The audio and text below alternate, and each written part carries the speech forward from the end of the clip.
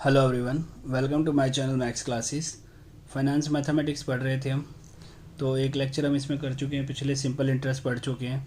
आज हम इसमें अपना नया टॉपिक स्टार्ट करेंगे। तो नए टॉपिक का नाम है कंपाउंड इंटरेस्ट।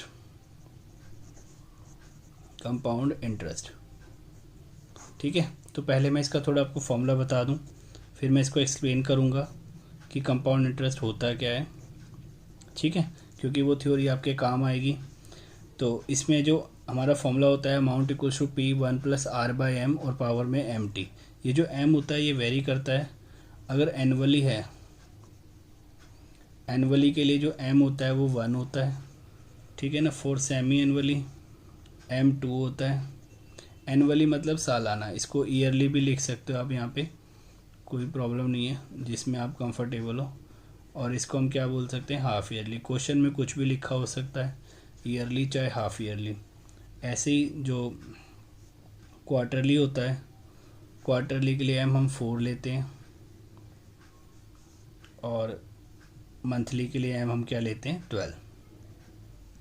अब मैं आपको समझाता हूँ कि ये होता क्या है कंपाउंड इंटरेस्ट। देखो, सिंपल इंटरेस्ट और कंपाउंड इंटरेस्ट में थोड़ा सा डिफरेंस होता है। कंपाउंड इंटरेस्ट में क्या होता है कि मान लो आपने 100 रुपये आज किसी को ब्याज पे दे दिए, एक मतलब 2 साल के लिए या 3 साल के लिए दे दिए, कंपाउंड इंटरेस्ट पे 10% के हिसाब से। तो आपको जो पहले साल 100 रुपये का 10% ब्याज मिलेगा। आपने आज उसे 100 रुपये दिए, तो आपने 10% ब्याज लगाया 100 रुपये पे, तो आपको 110 रुपये मिल गए फर्स्ट ईयर के एंड में। अब 3 साल के लिए दिए ना, तो सेकंड ईयर में भी इंटरेस्ट लगेगा। तो जो सेकंड ईयर में 10% इंटरेस्ट लगेगा वो 100 रुपये पे नहीं लगेगा, वो जो ये नया अमाउंट आया है इस पे लगेगा।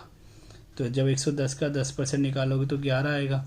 तो अब अमाउंट आ गया आपके पास 110, तो यहाँ था 11 और जुड़ गया इसमें, तो 121 रुपये आ गया।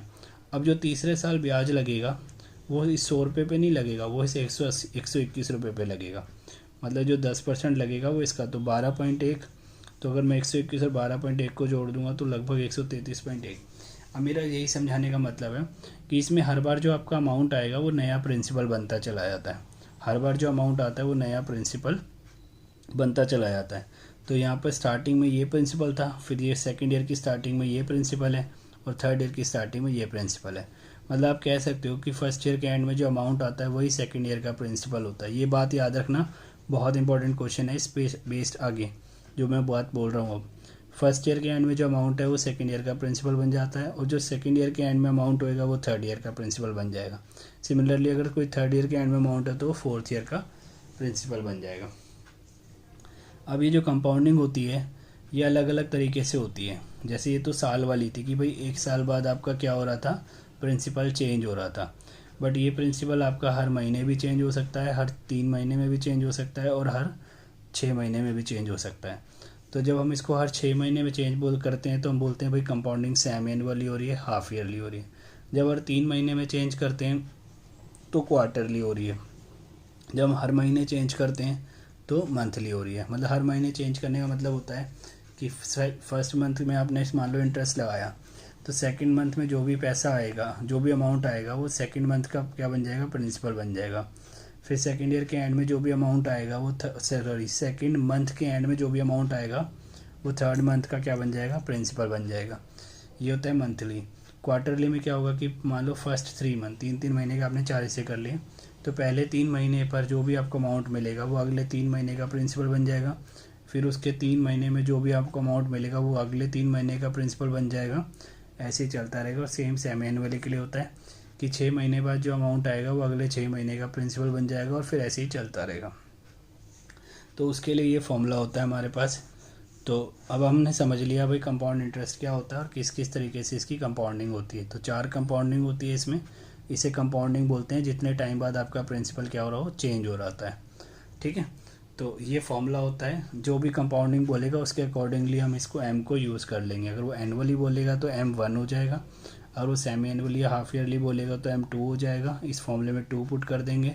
अगर वो क्वार्टरली बोलेगा तो M4 हो जाएगा, इस फॉर्मूले में हम 4 पुट कर देंगे। अगर वो मंथली बोलता है तो M को हम 12 पुट कर देंगे। तो आपको एक काम करते हैं, एक क्वेश्चन करते हैं पहले, बेसिक सा कंपाउंड इंटरेस्ट को स्टार्ट करते हैं, ठीक है। एक और चीज़ बता दूं, सिंपल इंटरेस्ट में हमें डायरेक्ट सिंपल इंटरेस्ट मिलता है, लेकिन इसमें हमें कंपाउंड अमाउंट मिलता है। सिंपल इंटरेस्ट जब हम पढ़ रहे थे तो उसमें हमारे पास डायरेक्ट किसका फॉर्मूला था, इंटरेस्ट का फॉर्मूला था, और यहाँ हमारे पास किसका फॉर्मूला है, अमाउंट का। तो अगर क्वेश्चन में उसने आपसे कंपाउंड इंटरेस्ट पूछा है तो पहले आपको अमाउंट निकालना है, जो भी आंसर आएगा उसमें से प्रिंसिपल को माइनस कर देना तो इंटरेस्ट निकल जाएगा, डायरेक्ट नहीं निकलता है इसमें इंटरेस्ट। ओके, तो अब ये बिल्कुल थ्योरी आपको समझ आ गई है। कंपाउंड इंटरेस्ट की थ्योरी समझनी बहुत ज़रूरी है, क्योंकि 2-3 क्वेश्चन ऐसे आएंगे जिसके अंदर सिर्फ बेसिक लगेगा और वहाँ पर फिर हम हेल्पलेस फील करेंगे अगर हमको बेसिक नहीं आता होगा। अभी हम सीख सकते हैं क्योंकि हमने ज़्यादा हैवी चीज़ें नहीं सीखी हैं, तो ये चीज़ हम दिमाग में बिठा सकते हैं अगर हम प्रैक्टिस करें 2-3 बार इसको रिकॉल करें तो। अब हम अपने क्वेश्चंस पे चलते हैं। तो मैं आपको फर्स्ट क्वेश्चन लेके आ रहा हूँ। तो ये हमारा फर्स्ट क्वेश्चन है, क्वेश्चन नंबर 9, मतलब कंपाउंड इंटरेस्ट का ये फर्स्ट क्वेश्चन है। तो आप इस क्वेश्चन को एक बार रीड करो, ठीक है, ये वाला क्वेश्चन, ठीक है। Find the compound amount, amount निकालना है हमें कितने का, ऑफ ₹2000 फॉर 2 years एट 10%। हमें रेट दे रखी है 10%, टाइम 2 years से रखा है और प्रिंसिपल दे रखा है 2000 रुपये, ठीक है ना। प्रिंसिपल दे रखा है, रेट ऑफ इंटरेस्ट और टाइम दे रखा है, ठीक है। और कंपाउंडिंग कैसे कैसे हो रही है, चारों तरीके से बोली है इसने कि एक बार एनुअली के लिए निकालो, एक बार सेमी एनुअली के लिए, एक बार क्वार्टरली के लिए और एक बार मंथली के लिए। तो मैं आपको करके दिखाता हूँ ये क्वेश्चन, इसको हम किस तरीके से सॉल्व कर सकते हैं। तो स्टार्ट करते हैं इसको। तो सॉल्यूशन है, क्वेश्चन नंबर 9 है हमारा ऑर्डर में, 8 क्वेश्चन हम पहले सॉल्व कर चुके हैं पिछले लेक्चर में। अब सबसे पहले आपको लिखना है जो गिवन है।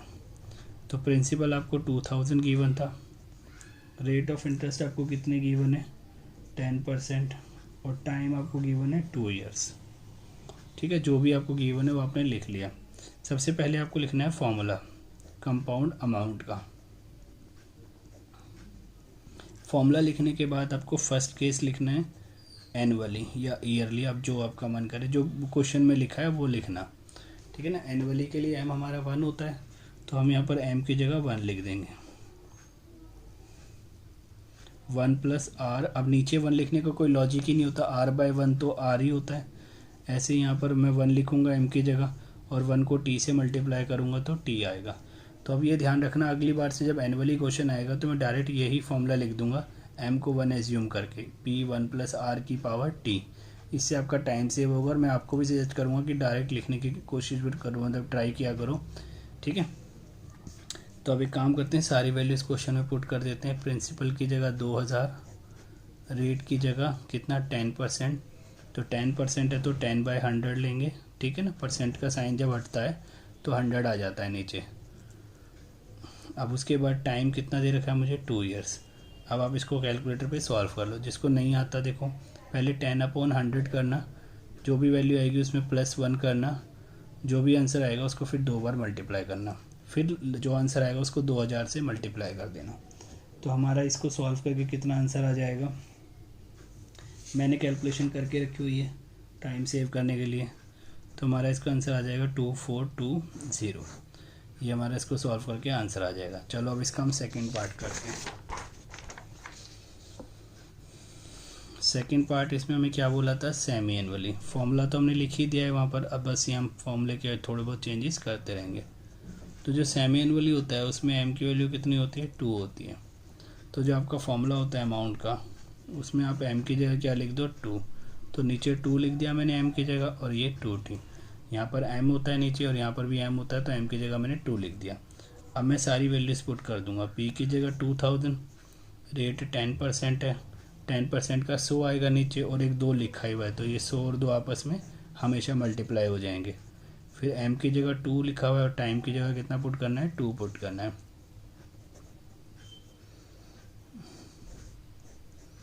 तो कितना आ जाएगा 10/200 और ये 2 × 4।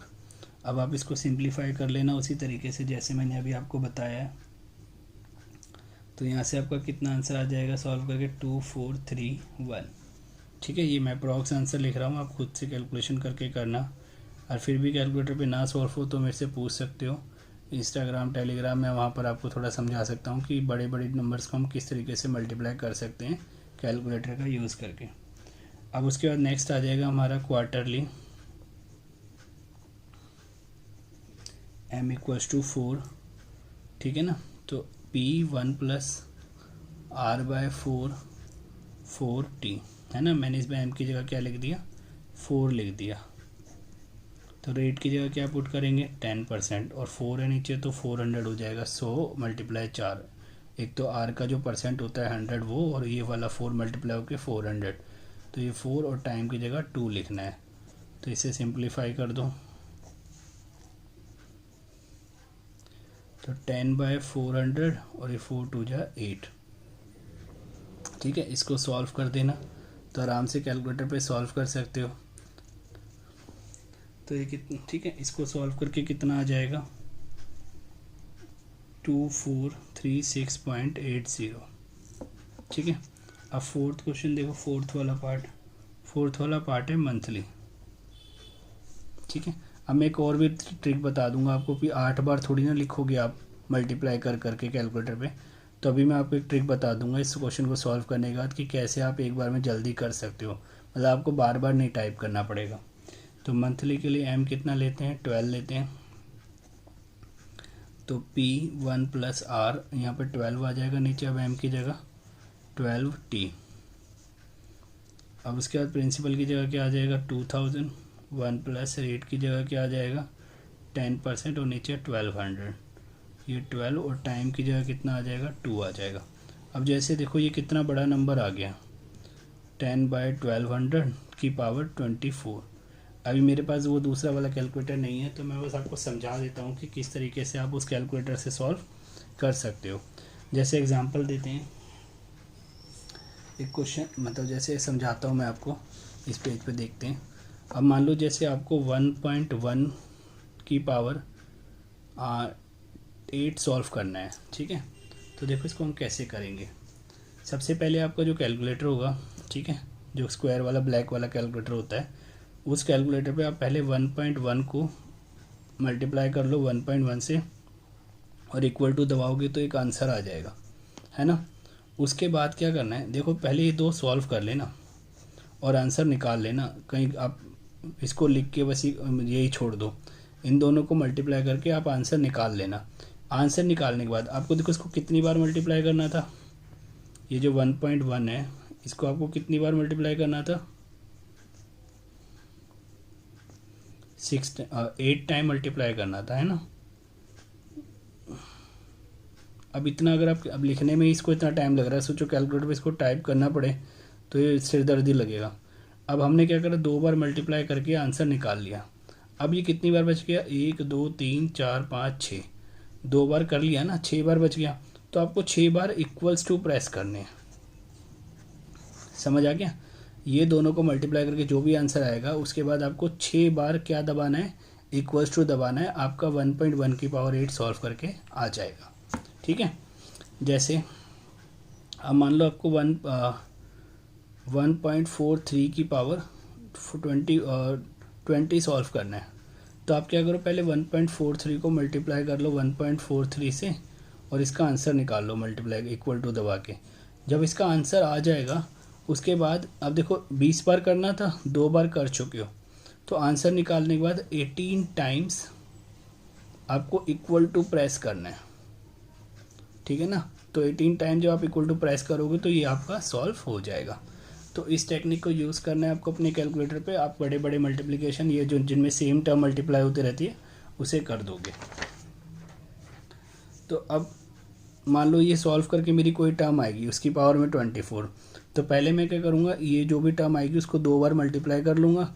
मल्टीप्लाई करने का जो भी मेरा आंसर आएगा उसके बाद मैं उसको 22 बार, क्योंकि 24 बार मल्टीप्लाई करना है, तो 22 टाइम्स मैं उसको इक्वल टू दबाऊंगा। ध्यान रखना, गिनते रहना, कम ज़्यादा हो गया तो आंसर गलत हो जाएगा। 22 टाइम्स इक्वल टू दबाएंगे, फिर जो भी आंसर आएगा ना उसको फिर 2000 से मल्टीप्लाई करेंगे, आपको डायरेक्ट वैल्यू मिल जाएगी। तो ये ट्रिक्स भी पता होनी चाहिए, इससे आपका काफ़ी टाइम सेव होता है। तो 24540.8। ठीक है, अब आगे चलते हैं और तो अब नेक्स्ट क्वेश्चन करते हैं। तो ये वाला क्वेश्चन तो हमारा ख़त्म हो गया है। तो क्वेश्चन नंबर 10 ये वाला, तो वीडियो पॉज करके एक बार क्वेश्चन को नोट करा करो और समझा भी करो कि क्या कह रहा है। तो क्वेश्चन पढ़ते हैं, find the compound interest on ₹40,000 for 1.5 years at 10% per annum when the interest is compounded semi-annually। कह रहा है 40,000 रुपये पे आपको 1.5 साल का इंटरेस्ट निकालना है 10% के हिसाब से। ठीक है, हमें बता जब इंटरेस्ट कैसे कंपाउंडिंग हो रही है, सेमी एनुअली कंपाउंडेड हो रहा है हमारा क्वेश्चन। ठीक है ना, जो पैसा है वो सेमी एनुअली कंपाउंडेड हो रहा है, तो सेमी एनुअली है, 10% है, टाइम है और प्रिंसिपल है। कंपाउंड इंटरेस्ट निकालना है तो पहले अमाउंट निकालना, फिर प्रिंसिपल माइनस करके इंटरेस्ट निकालेंगे। प्रिंसिपल, टाइम, रेट और सेमी एनुअली, ये 4 चीज़ें गिवन है। तो ये हमारा क्वेश्चन हो जाएगा क्वेश्चन नंबर 10। ठीक है, तो क्वेश्चन नंबर 10 हम सॉल्व करेंगे। तो क्वेश्चन नंबर 10 है हमारा ये, तो इसको हम कैसे करेंगे। ठीक है, 10 क्वेश्चन है ये। अब उसमें यहाँ पर क्या करना है, जो जो गिवन है वो लिख लो। एक तो आपको प्रिंसिपल गिवन है कितना, 40,000, और क्या गिवन है आपको क्वेश्चन के अंदर, टाइम गिवन है 1.5 ईयर, जिसे आप सॉल्व कर लो मिक्स फ्रैक्शन में, 2 1 2 + 1 3/2 ईयर्स। ठीक है ना, उसके बाद आपको क्या गिवन है क्वेश्चन के अंदर, रेट कितने गिवन है, 10%। तो प्रिंसिपल 40,000 रुपये, टाइम 3/2 ईयर्स और रेट 10%। ये सब चीज़ें मुझे इस क्वेश्चन के अंदर गिवन है। तो मैं सबसे पहले क्या है, और एक और चीज़ भी गिवन है, सेमी एनुअली। तो आपको पता है सेमी एनुअली का मतलब क्या है कि m क्या हो जाएगा आपका 2। तो एक बार और फिर से हम वही फॉर्मूला लिखते हैं, P1 + R/m/t। तो प्रिंसिपल की जगह क्या आ जाएगा, 40,000, रेट की जगह 10% और m 2 होता है इसमें, तो ये 200 हो जाएगा नीचे। फिर ये m की जगह 2 और टाइम की जगह 3/2। ठीक है ना, इसको सॉल्व कर लेंगे। तो जब आप इसे सॉल्व करोगे तो ये आपको आएगा 46,305 रुपये, 46,305 रुपीज़। अब इसमें हम निकाल लेंगे कंपाउंड इंटरेस्ट, तो अमाउंट माइनस प्रिंसिपल। तो ये 46,305 था, इसमें से माइनस कर देंगे कितना, 4,000,000। ठीक है ना, 0,000,000 कितना आ जाएगा, 40,000 माइनस करके 6,305 रुपये। इतने आपके पास क्या आ जाएंगे, पैसे आ जाएंगे, मतलब इंटरेस्ट आ जाएगा। ठीक है, तो अगला क्वेश्चन करते हैं, क्वेश्चन नंबर 11। ठीक है, ये क्वेश्चन 11 है, तो इसको आपको एक बार ध्यान से पढ़ना है। अच्छा क्वेश्चन है, मतलब ये कह लो कि अभी तक हमने जितने भी क्वेश्चन पढ़े हैं उनमें अभी तक ये सबसे इंपॉर्टेंट क्वेश्चन है। तो क्वेश्चन है, a person has ₹3,000 to be deposited in a bank. एक बंदा है, उसके पास 3,000 रुपये हैं जो उसको बैंक में डिपॉजिट करने हैं। One bank offers 8% interest per annum.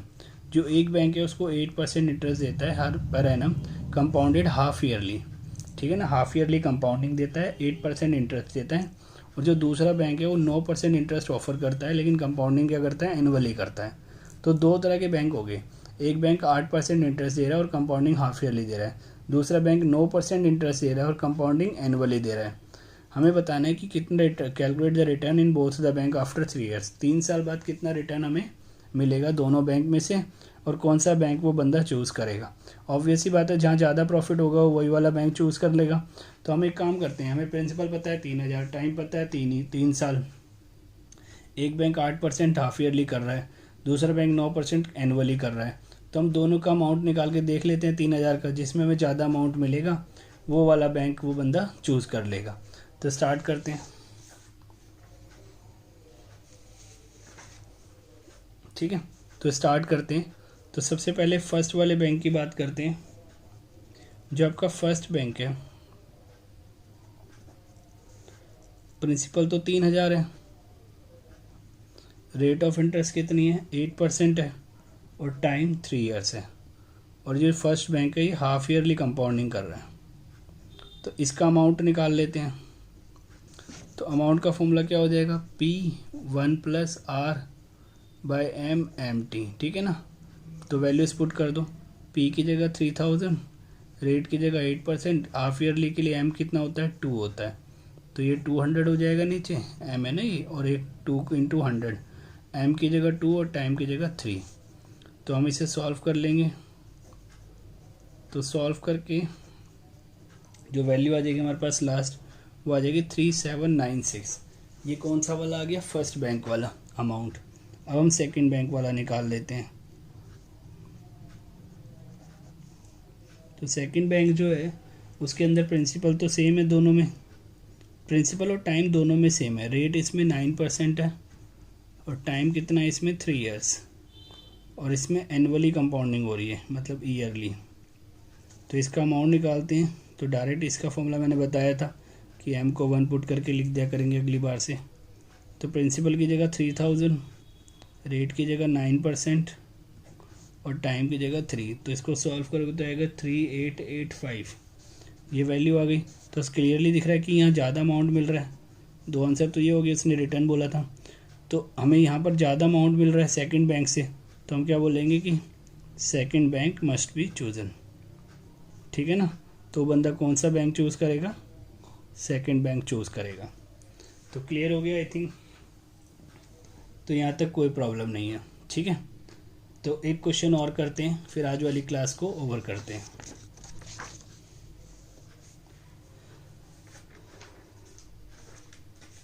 तो अगला क्वेश्चन है हमारे पास, बहुत बढ़िया क्वेश्चन है ये भी इम्पॉर्टेंट है, उतना नहीं बट ये ठीक है फिर भी इम्पॉर्टेंट है। क्वेश्चन पढ़ते हैं। What sum of money will amount to ₹11,035.5024। ठीक है ना, इतना बड़ा ये अमाउंट है हमारा, कह रहा कि कुछ पैसे, व्हाट सम ऑफ मनी, कितना पैसा इतना अमाउंट बन जाएगा। ठीक है ना, 11,035.5024 इन 4 ईयर्स, 4 साल में, at compound interest. The rate of interest for first year, second year and third year, fourth year being 4%, 3%, 2%, 1% respectively। इसमें क्या हो रहा है कि रेट ऑफ इंटरेस्ट आपकी सेम नहीं है। पहले साल 4% है, सॉरी अगले साल 3% है, फिर 2% है और फिर 1% है। तो देखो इस टाइप के क्वेश्चंस को हम कैसे करते हैं। तो क्वेश्चन नंबर कौन सा था हमारा, ये 12। ठीक है, आज का लास्ट क्वेश्चन है हमारा ये। अभी जब इस टाइप का जो क्वेश्चन होता है ना, उसको इस तरीके से सॉल्व करते हैं। इसमें क्या होता है, हर साल रेट आपकी चेंज करती रहती है। अभी तक आपने यही पढ़ा था, मतलब अगर आपका एनुअल वाला क्वेश्चन होता है तो एक तरीके से ये भी एनुअल, लेकिन इसमें रेट भी चेंज हो रही है हर साल। तो आपने ये पढ़ा था कि सीधा ये फॉर्मूला लगा दो कंपाउंडिंग एनुअली के लिए। अब यहाँ पर क्या होता था, रेट सेम रहती थी हमारी, बट इसमें क्या हो गया, रेट चेंज हो गई। अगर रेट सेम रहती तो हमारा यहाँ पर क्या बन लग जाता, पावर में 4 लग जाता और यहाँ रेट ऑफ इंटरेस्ट जो भी होती है वो लग जाती। बट यहाँ रेट सेम नहीं है, हर साल रेट चेंज हो रही है। पहले साल 4% लग रही है, फिर 3%, फिर 2% और फिर 1%। एक बार दोबारा से देखो अगर कोई कन्फ्यूजन है तो। देखो पहले साल 4%, फिर 3%, फिर 2% और फिर 1%। ठीक है ना, तो जब भी रेट चेंज करते हैं या रेट चेंज होती है हमारी लगातार, तो ये हमारा स्प्लिट हो जाता है। जितने साल होते हैं उतने सालों में, ठीक है ना, उतने ईयर्स में ये क्या हो जाता है, चेंज हो जाता है। तो R1, R2, R3 समझ आ गया, और R4, क्योंकि 4 रेट ऑफ इंटरेस्ट है। तो आप सारी वैल्यूज पुट कर दो। तो अमाउंट की जगह तो लिख दो 11,035.5024। तो इस कंसेप्ट को याद रखना, जब रेट चेंज होती है तो हमारा जो टाइम, जितने भी साल तक वो इंटरेस्ट लगता है, वो सारे ईयर्स में क्या हो जाता है, हमारा स्प्लिट हो जाता है। तो अगर ये 5 साल लगता है तो 5 रेट ऑफ इंटरेस्ट होती है, तो 5वां भी इसके साथ आ जाता है। ओके, सो सॉल्व करते हैं। पी पता नहीं, फर्स्ट वाली रेट 4% है, सेकेंड रेट 3% है। तो आप ये लिख भी लेना, R1 = 4% ऊपर जैसे हम वैल्यूज़ लिखते हैं गिवन वालीज। तो ये 2% और फिर ये 1%। ओके, सो इसको सिंप्लीफाई करते हैं। 11,035.5024, ये 1.04, ये 1.03, ये 1.02 और ये 1.01। अब ये सारी की सारी वैल्यूज इसके नीचे आ जाएंगी। 11,035.5024 तो लिखा ही हुआ है, तो ये सारी वैल्यूज़ क्या है, इसके नीचे चली जाएंगी। इसको यहीं लिख लो, कोई कन्फ्यूजन नहीं रहेगी। ठीक है, तो 1.04 यहाँ, 1.03, 1.02 और 1.0। अब इसको सिंप्लीफाई कैसे करेंगे, पहले कैलकुलेटर पे इसको टाइप करना, इससे डिवाइड करना, आंसर निकालना, उस आंसर को फिर इससे डिवाइड करना, आंसर निकालना, उस आंसर को इससे डिवाइड करना, आंसर निकालना, उस आंसर को इससे डिवाइड करना, आंसर निकालना, आखिरी में जाके आपका आंसर आ जाएगा 10,000 रुपये। तो आपका प्रिंसिपल सॉल्व करके कितना आ जाएगा, 10,000 रुपये। तो अब आज हमने काफ़ी चीज़ें पढ़ी हैं, तो ये लेक्चर और पिछला लेक्चर, दोनों लेक्चर आपको अच्छे से तैयार कर लेने हैं, क्योंकि जो आने वाले लेक्चर हैं वो इससे भी अच्छे होने वाले हैं। ठीक है, तो अच्छे से प्रिपेयर करके रखना, बाकी हम और डिटेल पढ़ेंगे आगे। ठीक है, नेक्स्ट लेक्चर के अंदर। Till then take care, thank you very much, bye bye.